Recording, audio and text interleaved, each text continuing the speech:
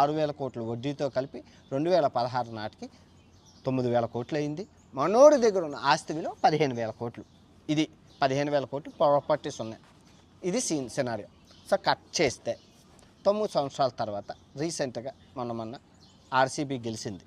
మీ అందరికీ తెలుసు, గెలిచింది. ఇన్ని సంవత్సరాలకి గెలిస్తే మనోడు పైకి వచ్చి నేను తోపుని, నేను శుద్ధపోసుని, నేనేం తప్పు చేయలేదు, నా వల్ల ఏం తప్పు చేయలేదు, గవర్నమెంట్ అంతా చేసింది, నేను డబ్బులు ఇస్తానన్నా కూడా గవర్నమెంట్ అవ్వలేదు, చచ్చిపోయాను, అరుణ్ జైట్లీకి చెప్పాను, ఈయనకి చెప్పాను, ఆయనకి చెప్పాను, ఇందిరాగాంధీకి చెప్పాను, సోనియా వాళ్ళకి చెప్పాను, వీళ్ళకి చెప్పాను, మొత్తం చెప్పే వచ్చాను, నేనేమో దొంగతనం చేయలేదని ఏవో శుద్ధకు మాట్లాడతాను. కానీ మీరు నోటీస్ చేయాల్సింది తప్పే, నువ్వు చేసినా నేను చేసినా.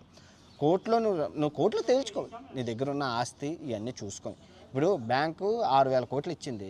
ఎప్పుడు ఇచ్చింది? 2005లో ఇచ్చింది. 2015కి ఎంత అయింది? 9,000 కోట్లు అయింది. 2025కి ఎంత అయింది?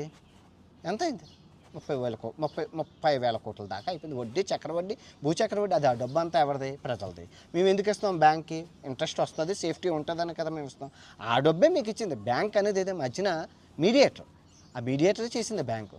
కానీ మరి నువ్వు బ్యాంకుకి ఇవ్వకపోతే ఏమవుతుంది? బొక్కలేసేస్తుంది. సో నిర్మలా సీతారామన్ గారు పార్లమెంట్లో చెప్పారు, విజయమాల్యా ఇవ్వాల్సింది 9,000 కోట్లు వడ్డీతో కలిపి ఇంత అయింది, కానీ మేము 14,000 కోట్లు జప్తు చేశాము.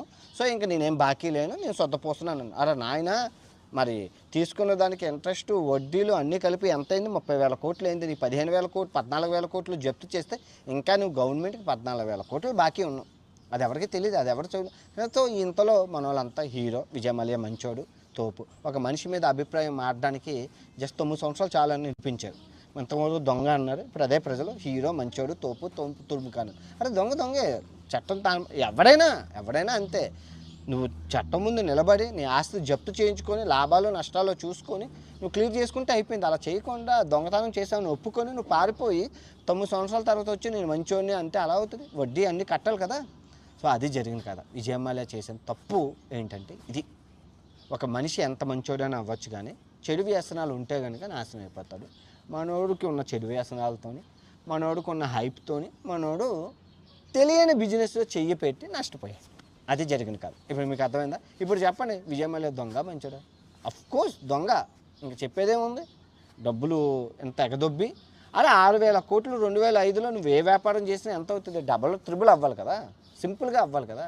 మరి నువ్వు వడ్డీ కట్టకపోతే వడ్డీ ఊరుకుంటుందా? అది సామాన్యుడికైనా డబ్బున్నోడికైనా ఇక్కడ గవర్నమెంట్ ఒకే బ్యాంకులు ఒకే రకంగా పనిచేశాయి. ఇక్కడ మనం బ్యాంకుని నిందించకూడదు, గవర్నమెంట్ని నిందించకూడదు. నిందించాల్సిందల్లా విజయమాల్యా, పారిపోయినోడు. ఓకే, ఈ వీడియో ఎంతటితో సమాప్తం. తిరిగి మరో మంచి వీడియోతో కలుసుకుందాం.